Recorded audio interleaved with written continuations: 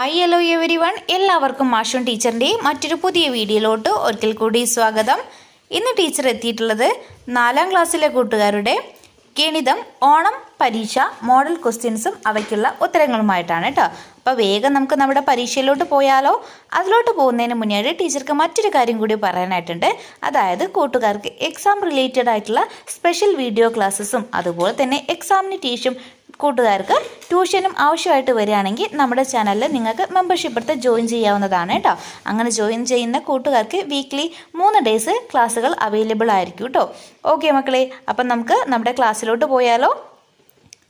കൂട്ടുകാർക്ക് നിങ്ങളുടെ എക്സാമിൻ്റെ ഫ്രണ്ട് പേജിലായിട്ട് നിങ്ങളുടെ പേര്, ഇവിടെ കുട്ടിയുടെ പേര് എന്നുള്ള ഈ ഒരു സ്പേസിൽ നിങ്ങളുടെ പേര്, അതുപോലെ നിങ്ങളുടെ വിദ്യാലയത്തിൻ്റെ പേര്, ക്ലാസ് ഡിവിഷൻ എന്നിവയൊക്കെ ഫില്ല് ചെയ്യാനായിട്ടുണ്ടായിരിക്കും കേട്ടോ. അതെല്ലാം കൃത്യമായിട്ട് എല്ലാവരും ഫില്ല് ചെയ്യണേ. പിന്നെ അതുപോലെ കൂട്ടുകാർക്ക് ഒരു 15 മിനിറ്റ് കൂൾ ഓഫ് ടൈം ഉണ്ടായിരിക്കും. ആ സമയത്ത് നിങ്ങൾക്ക് ക്വസ്റ്റ്യൻ പേപ്പറെല്ലാം വായിച്ചു നോക്കാവുന്നതാണ് കേട്ടോ. ഓക്കെ മക്കളെ, നമ്മുടെ ആദ്യത്തെ പ്രവർത്തനം നോക്കാം. പ്രവർത്തനം 1, വരയ്ക്കാം കണ്ടെത്താം. സ്കൂളിൽ നിന്ന് പ്രദർശനം കാണാനായി എത്തിയതാണ് മീരയും കൂട്ടുകാരും. അവിടെ കുട്ടികൾക്കായി പല മത്സരങ്ങളും ഉണ്ടായിരുന്നു. ചിത്രം വരയ്ക്കലായിരുന്നു ആദ്യം ഒരുക്കിയിരുന്നത്. അവർ അങ്ങോട്ടേക്ക് എത്തി. അവിടെ എഴുതിയിരിക്കുന്നത് നോക്കൂ. വരൂ ചിത്രം വരയ്ക്കാം. അപ്പം എന്താണ് മക്കളെ പറഞ്ഞത്? നമ്മുടെ മീരയും കൂട്ടുകാരും സ്കൂൾ പ്രദർശനം കാണാനായിട്ട് പോയതാണ് അല്ലേ. അപ്പോൾ അവിടെ ചിത്രം വരയ്ക്കിൽ എന്നിങ്ങനെ തുടങ്ങിയിട്ടുള്ള ഒരുപാട് മത്സരങ്ങൾ ഉണ്ടായിരുന്നു. അപ്പം മക്കളടുത്ത് പറഞ്ഞത് ഇതാണ്: വട്ടം, ചതുരം എന്നിവ ഉപയോഗിച്ച് ചിത്രം വരയ്ക്കൂ. എന്താണ്? വട്ടം, ചതുരം എന്നിവ ഉപയോഗിച്ചിട്ട് ഒരു ചിത്രം വരയ്ക്കാനാണ് പറഞ്ഞിട്ടുള്ളത്. അപ്പം കൂട്ടുകാർക്ക് ഇഷ്ടമുള്ള രീതിയിൽ എന്ത് ചെയ്യാം? ഈ 2 രൂപങ്ങൾ ഉപയോഗിച്ചുകൊണ്ട് ചിത്രം വരയ്ക്കാം കേട്ടോ. ഓക്കെ, നമുക്ക് എന്ത് ചെയ്യാം? ജസ്റ്റ് ഒന്ന് റഫായിട്ട് വരയ്ക്കാം കേട്ടോ. നിങ്ങൾ നല്ല രീതിക്കുള്ള നല്ല ഭംഗിയായിട്ടുള്ള ചിത്രങ്ങളൊക്കെ വരയ്ക്കുക കേട്ടോ. ഓക്കെ, നമ്മൾ ഒരു ഫേസാണ് വരയ്ക്കാനായിട്ട് പോകുന്നത് കേട്ടോ. ഓക്കെ, അപ്പോൾ ഇതിൽ നമ്മൾ ഉപയോഗിക്കുന്നത് വട്ടം അതുപോലെ തന്നെ ചതുരം, ഈ 2 രൂപങ്ങൾ മാത്രമാണ്.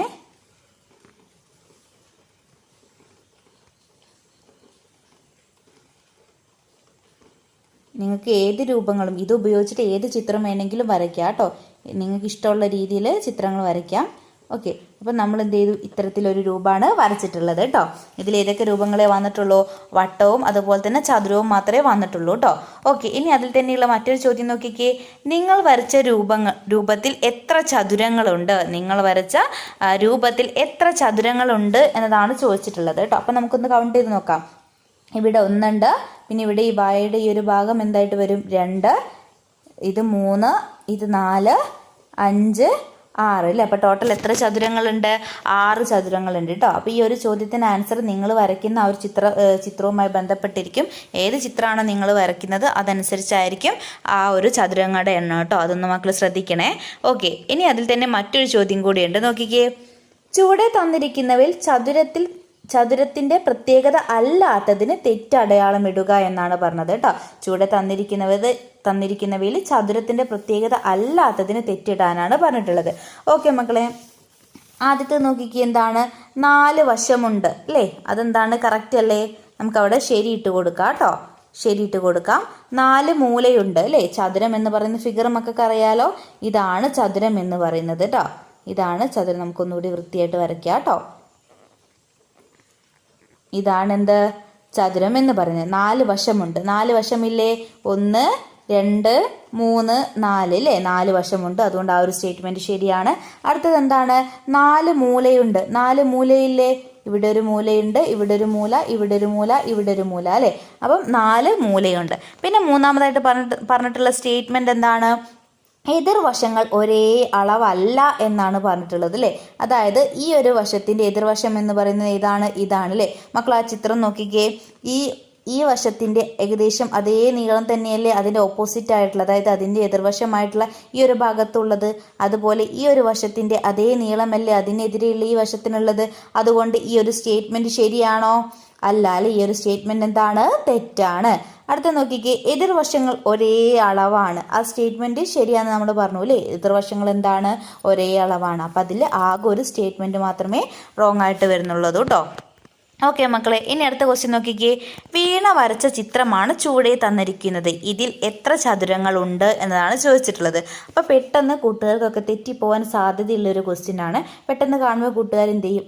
ഇവിടെ ഒന്നുണ്ട്, ഇവിടെ രണ്ടുണ്ട്, ഇവിടെ മൂന്ന് ചതുരമാണ് ഉള്ളത് എന്ന് പറയും. അപ്പോൾ 3 ചതുരമല്ല, അതിൽ കൂടുതൽ ചതുരങ്ങളുണ്ട്. മക്കൾ ശ്രദ്ധിച്ചേ. അപ്പോൾ 1, 2, 3 ആ ചതുരങ്ങൾ കൃത്യമായല്ലോ. ഇനി ഏത് വരും മക്കളെ? ഇത് നമുക്ക് എന്ത് ചെയ്യാം? ഒരു ചതുരമായി കൺസിഡർ ചെയ്യാം. അപ്പോൾ എത്രയായി? ഇത് 4 ആയില്ലേ. ഇനി എന്ത് ചെയ്യുക? ഇത് മാത്രം നമുക്ക് വേറൊരു ചതുരമായിട്ട് കൺസിഡർ ചെയ്യാം. അപ്പോൾ എത്രയായി? 5 ആയി. ഇനി നമുക്ക് എന്ത് ചെയ്യാം? ഇത് മൊത്തത്തിൽ നമുക്ക് എന്ത് ചെയ്യാം? ഒരു ചതുരമായിട്ട് എടുത്തുകൂടെ. അപ്പോൾ എത്രയായി? 6. അതായത് ചിത്രത്തിൽ എത്ര ചതുരങ്ങളുണ്ട്? 6 ചതുരങ്ങളുണ്ട്. മക്കളൊന്ന് നോക്കുക കേട്ടോ. 6 ചതുരങ്ങളുണ്ട്. അപ്പോൾ ഇത്തരത്തിലുള്ള ചിത്രങ്ങൾ തന്നുകൊണ്ട് ചതുരങ്ങളുടെയൊക്കെ എണ്ണം എഴുതാനായിട്ട് പറയൂ കേട്ടോ. ഓക്കെ മക്കളെ, അപ്പോൾ ഒന്നാമത്തെ പ്രവർത്തനം വലിയ പ്രയാസമൊന്നുമില്ലാത്തൊരു പ്രവർത്തനമാണ് അല്ലേ? എല്ലാ മക്കൾക്കും ആൻസറിലേക്ക് എത്താൻ പറ്റിയിട്ടുണ്ടല്ലോ. ഓക്കെ മക്കളെ, ഇനി നമുക്ക് രണ്ടാമത്തെ പ്രവർത്തനം എന്താണെന്ന് നോക്കാം. അതിലോട്ട് പോകുന്നതിന് മുന്നേ ആയിട്ട് വീഡിയോ കണ്ടുകൊണ്ടിരിക്കുന്ന എല്ലാ മക്കളും പെട്ടെന്നൊന്ന് വീഡിയോ ലൈക്ക് ചെയ്യുക. അതോടൊപ്പം തന്നെ ഇനിയും നമ്മുടെ ചാനൽ സബ്സ്ക്രൈബ് ചെയ്തിട്ടില്ലെങ്കിൽ സബ്സ്ക്രൈബ് ചെയ്ത് സപ്പോർട്ടായിട്ട് മറക്കരുതേ. അതോടൊപ്പം ടീച്ചർ നേരത്തെ പറഞ്ഞിട്ടുണ്ടായിരുന്നല്ലോ നമ്മുടെ ചാനലിൽ മെമ്പർഷിപ്പ് എടുക്കുന്ന കാര്യം. മെമ്പർഷിപ്പ് എടുക്കാൻ കൂട്ടുകാർക്ക് വരും 89 രൂപ മാത്രമേ പെർ മന്ത് ആവുള്ളൂ കേട്ടോ. വീക്കിലി നിങ്ങൾക്ക് 3 ക്ലാസ്സുകളും അവൈലബിൾ ആയിരിക്കും. ഓക്കെ മക്കളെ, ഇനി നമുക്ക് എന്ത് ചെയ്യാം? നമ്മുടെ രണ്ടാമത്തെ പ്രവർത്തനത്തിലോട്ട് പോകാം.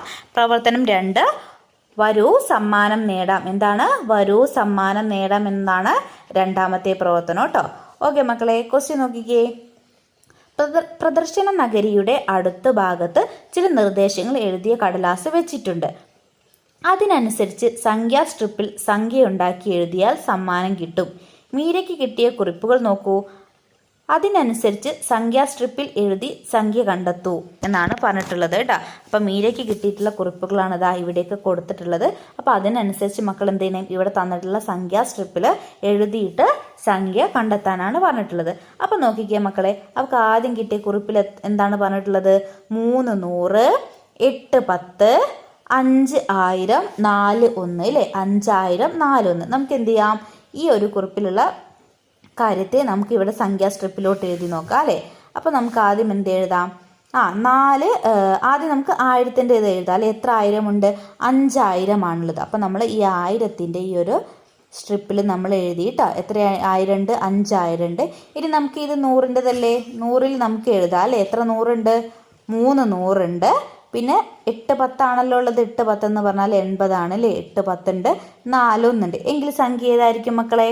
ഏതായിരിക്കും? ഇങ്ങനെ എഴുതുമ്പോൾ നമുക്ക് ഈസി ആയിട്ട് സംഖ്യ കണ്ടെത്താനായിട്ട് പറ്റൂലേ? എത്രയാണ്? 5384 സംഖ്യ വരുന്നത് അല്ലേ? 5384. ഓക്കെ, ഇനി അടുത്തത് നോക്കിക്കേ.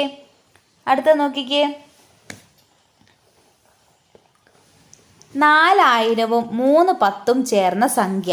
4000ഉം 3 10ഉം ചേർന്ന സംഖ്യ ഏതാണെന്നാണ് ചോദിച്ചിട്ടുള്ളത്. അപ്പോൾ അവയെ നമുക്ക് എന്ത് ചെയ്യാം? ഈ ഒരു സംഖ്യാ സ്ട്രിപ്പിൽ എഴുതി നോക്കാം അല്ലേ? ഇവിടെ നോക്കിക്കേ. 4000 എന്നത് നമുക്ക് ആദ്യത്തെ സംഖ്യയിൽ എഴുതാം. 1000ൻ്റെ ആ ഒരു സ്ട്രിപ്പിൽ എഴുതാം. 4000 അല്ലേ? ഓക്കെ, അടുത്തത് എന്താണ് പറഞ്ഞത്? 3 10ഉം ചേർന്ന സംഖ്യയാണ് പറഞ്ഞത്. 3 10ഉം ചേർന്ന സംഖ്യ. 4000ഉം 3 10ഉം ചേർന്ന സംഖ്യയാണ്. അപ്പോൾ എത്രയാണ് മക്കളെ ആൻസർ വരുന്നത്? എത്രയാണ് ടോട്ടൽ ആ സംഖ്യ വരുന്നത്? 4030 വരുന്നത്. എത്രയാണ്? 4030 വരുന്നത്. ഓക്കെ മക്കളെ, ഇനി അടുത്തതിലേക്ക് പോവാം അല്ലേ? നോക്കൂ, 25 100 8 10 4 1 ചേർന്ന സംഖ്യയാണ് ചോദിച്ചത്. അത് ഒട്ടുമിക്ക കൂട്ടുകാർക്കും തെറ്റിപ്പോവാൻ സാധ്യതയുള്ള ഒരു ചോദ്യമാണ്. ഓക്കെ, നമുക്കൊന്നുകൂടി നോക്കാം അല്ലേ? 25 100 അല്ലേ? 25 100 നമുക്കറിയാം. 25 100കൾ ചേർന്നാൽ എത്രയാണ് സംഖ്യ വരിക? 2500 വരിക അല്ലേ? അതുപോലെ 8 10 എന്ന് പറഞ്ഞാൽ നമുക്കറിയാം 80. പിന്നെ 4 1കളും ചേർന്ന സംഖ്യയാണ്. ഇനി ഇവയെ നമുക്ക് എന്ത് ചെയ്യണം? സംഖ്യാ സ്ട്രിപ്പിലോട്ട് മാറ്റണം അല്ലേ? ഈ 2500ൽ എത്ര ആയിരങ്ങളുണ്ട്? 2000 ഉണ്ട് അല്ലേ? അതിന് നമുക്ക് എന്ത് ചെയ്യാം? ഇവിടേക്ക് എഴുതാം അല്ലേ? 2000. എത്ര നൂറുകളുണ്ട്? 5 നൂറുകളാണ് അല്ലേ? അപ്പം 5 നൂറുകളുണ്ട്. പിന്നെയോ 8 10കളുണ്ട്. അതുപോലെ തന്നെ 4 1കളുണ്ട് അല്ലേ? അപ്പോൾ സംഖ്യ എത്രയാണ് മക്കളെ കിട്ടുന്നത്? 2584 എന്ന് കിട്ടും അല്ലേ? എത്രയാണ്? 2584 584 കിട്ടും. 2584. ഓക്കെ, ഇനി അടുത്ത് നോക്കിക്കേ. അടുത്തത് എന്താണ് നമ്മുടെ അടുത്ത് പറഞ്ഞത്? ഏറ്റവും ചെറിയ നാലക്ക സംഖ്യയേക്കാൾ 1 കുറഞ്ഞ സംഖ്യ. ഏറ്റവും ചെറിയ നാലക്ക സംഖ്യ ഏതാണ് മക്കളെ? ഏറ്റവും ചെറിയ നാലക്ക സംഖ്യ ഏതാണ്? നമുക്കറിയാം അല്ലേ, 1000 ആണ് ഏറ്റവും ചെറിയ നാലക്ക സംഖ്യ. അതിനേക്കാൾ 1 കുറഞ്ഞ സംഖ്യയാണ്. ഏതാണ്? 999 ആണ് അല്ലേ. ഇതിൽ നമുക്ക് എന്ത് ചെയ്യാം? സംഖ്യ സ്ട്രിപ്പിൽ എഴുതാം. അപ്പം നോക്കിക്കേ, 9 നൂറുകളുണ്ട്, 9 പത്തുകളുണ്ട്, 9 ഒന്നുകളുണ്ട് അല്ലേ. അപ്പോൾ സംഖ്യ ഏതാണ്? 999 ആണ് അല്ലേ. ഓക്കെ മക്കളെ, ഇനി നമുക്ക് അതിൽ തന്നെയുള്ള മറ്റൊരു ചോദ്യം കൂടി നോക്കാം. 2160 ശരിയായത് 2160 കുറിച്ച് ശരിയായത് ഏതാണ് എന്നാണ് ചോദിച്ചത് കേട്ടോ. 2160 കുറിച്ച് ശരിയായത് ഏതാണെന്നാണ് ചോദിച്ചിട്ടുള്ളത്. അപ്പോൾ നമുക്ക് ഓപ്ഷൻസ് തന്നിട്ടുണ്ട്. 2000ഉം 610. 2000ഉം 610 അത് ശരിയാണോ? 2000ഉം 610 ചേർന്നാൽ ആവില്ല അല്ലേ, അതെന്താണ്? തെറ്റാണ്. ഇനി അടുത്ത് നോക്കിക്കേ, 2000ഉം 6010. 2000ഉം 6010 എന്ന് പറഞ്ഞാൽ എത്രയാണ്? 2060 വരുള്ളൂ. അപ്പോൾ അതും എന്താണ്? തെറ്റാണ്. ഇനി അടുത്ത് നോക്കിക്കേ, 2000ഉം 1610 എന്നാണ് പറഞ്ഞിട്ടുള്ളത്. അപ്പോൾ എത്രയാണ് സംഖ്യ നമുക്ക് കിട്ടുന്നത്? 2160 കിട്ടും. അപ്പോൾ ഏതാണ് കറക്റ്റ് ആൻസർ ആയിട്ട് വരുന്നത്? ഓപ്ഷൻ സി ആണ് കറക്റ്റ് ആൻസർ ആയിട്ട് വരുന്നത് അല്ലേ. ഓക്കെ മക്കളെ, ഇനി നമുക്ക് എന്ത് ചെയ്യാം? മറ്റൊരു പ്രവർത്തനത്തിലോട്ട് പോവാം കേട്ടോ. ഓക്കെ മക്കളെ, പ്രവർത്തനം എന്താണെന്ന് നോക്കുന്നതിന് മുന്നേയായിട്ട് കുറച്ച് കൂട്ടുകാരോട് നമ്മുടെ വീഡിയോ ലൈക്ക് ചെയ്യാതെ കാണുന്നുണ്ട്. അപ്പോൾ എത്രയും പെട്ടെന്ന് എന്ത് ചെയ്യുക? നമ്മുടെ വീഡിയോ ഒന്ന് ലൈക്ക് ചെയ്യുക. അതോടൊപ്പം മക്കളുടെ പേരും നിങ്ങൾ പഠിക്കുന്ന സ്കൂളിൻ്റെ പേരും കൂടി നമ്മുടെ കമൻറ്റ് ബോക്സിൽ പറയാനായിട്ട് മറക്കരുത്. ഓക്കെ മക്കളെ, അടുത്ത പ്രവർത്തനം നോക്കിക്കേ. സംഖ്യയുണ്ടാക്കാം. സാന്ദ്രയ്ക്ക് കിട്ടിയ സംഖ്യാ കാർഡ് നോക്കൂ. ചുവടെയുള്ള ഏതൊക്കെ സംഖ്യാ സ്ട്രിപ്പുകൾ ചേർന്നാൽ സാന്ദ്രയുടെ കയ്യിലുള്ള കാർഡിലെ സംഖ്യയാകും? അപ്പോൾ ഇതാണ് നമ്മുടെ സാന്ദ്രയുടെ കയ്യിലുണ്ട് എന്തുണ്ട്? ഒരു സംഖ്യാ കാർഡ് ഉണ്ട് അല്ലേ. സംഖ്യാ കാർഡിലെ നമ്പർ എത്രയാണ്? 6475 എന്നതാണ് സാന്ദ്രയുടെ കയ്യിലുള്ള സംഖ്യാ കാർഡ് അല്ലേ. അപ്പം നമുക്കിവിടെ സംഖ്യാ സ്ട്രിപ്പുകൾ തന്നിട്ടില്ലേ.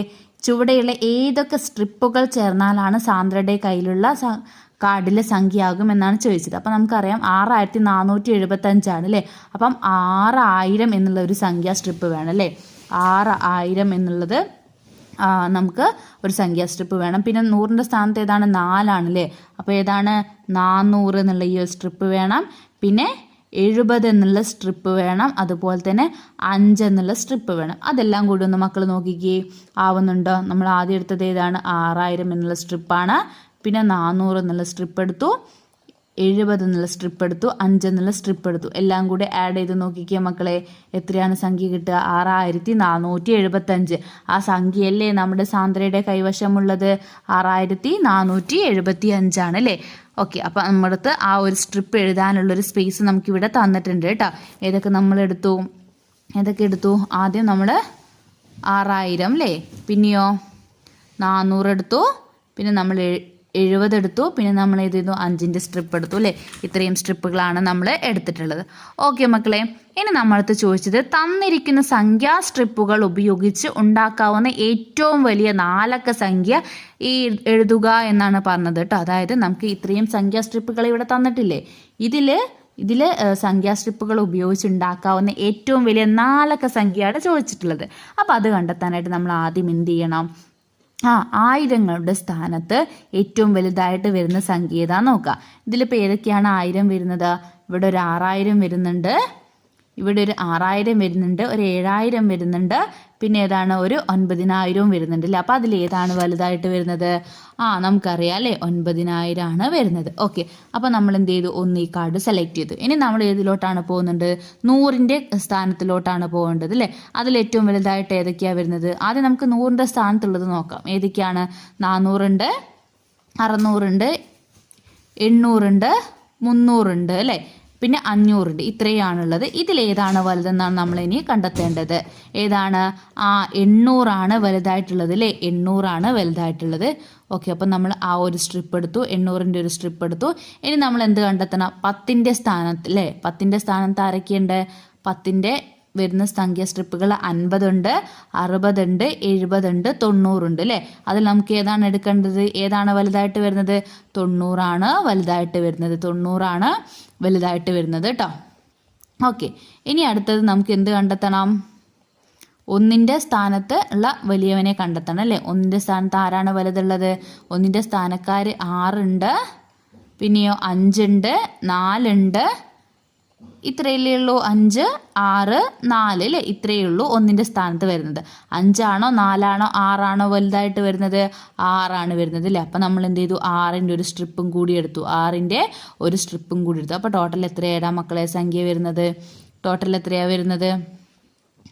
ഇവിടെ നമുക്ക് 6, 9, 8, 9 9896 എന്ന് കിട്ടും. അപ്പോൾ ഏതൊക്കെ സ്ട്രിപ്പുകളാണ് നമ്മൾ എടുത്തിട്ടുള്ളത്? ആ സംഖ്യയാണ് നമ്മളെടുത്ത് എഴുതാൻ പറഞ്ഞത്. 9896 അല്ലേ. 9896 എന്ന് കിട്ടി. എല്ലാ കൂട്ടുകാർക്കും എങ്ങനെയാണ് കണ്ടെത്തേണ്ടതെന്ന് മനസ്സിലായിട്ടുണ്ടല്ലോ. 9896 കേട്ടോ. ഓക്കെ മക്കൾ, അതും വളരെ ഇമ്പോർട്ടൻ്റ് ആയിട്ടുള്ള ഒരു ചോദ്യമാണ്. നമുക്ക് പ്രതീക്ഷിക്കാവുന്ന ഒരു ക്വസ്റ്റ്യൻ ആണ് കേട്ടോ. കുറച്ചൊന്ന് നമ്മൾ ചിന്തിക്കേണ്ട ഒരു ക്വസ്റ്റ്യൻ ആണത്. ഓക്കെ, ഇനി നമ്മുടെ അടുത്ത ക്വസ്റ്റ്യൻ നോക്കിക്കേ.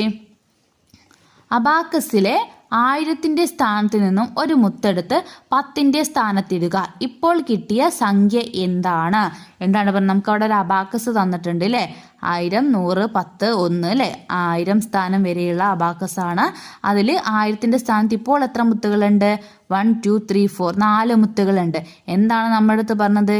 ഈ അബാക്കസിലുള്ള ഒരു മുത്തെടുത്തിട്ട് 1000ന്റെ സ്ഥാനത്തുള്ള ഒരു മുത്തെടുത്തിട്ട് എവിടേക്ക് ഇടാനാണ് പറഞ്ഞത്?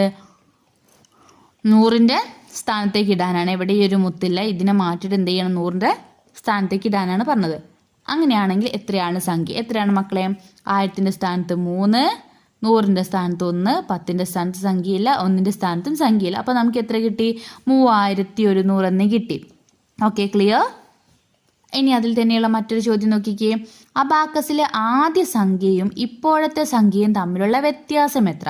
അപ്പം നമ്മൾ ആദ്യത്തെ സംഖ്യ എത്രയാണ് നോക്കുക. ആദ്യം നമുക്കറിയാം എന്താണ് ആ 1000ങ്ങളുടെ സ്ഥാനത്ത് 4 മുത്തുകളായിരുന്നു. അതായത് എത്രയാണ് സംഖ്യ? 1000ങ്ങളുടെ സ്ഥാനത്ത് 4 മുത്ത് മാത്രം വരികയാണെങ്കിൽ എത്രയാണ്? 4000 ആണ് അല്ലേ. ഇപ്പം അബാക്കസിലുള്ള സംഖ്യ ഏതായിരുന്നു നമ്മൾ കണ്ടെത്തിയത്? 3100 ആയിരുന്നു. അപ്പം എത്രയാണ് മക്കളെ ആൻസർ വരുന്നത്? എത്രയാണ് ആൻസർ വരുന്നത്? എത്രയാണ് അതിൻ്റെ വ്യത്യാസം ഉള്ളത്?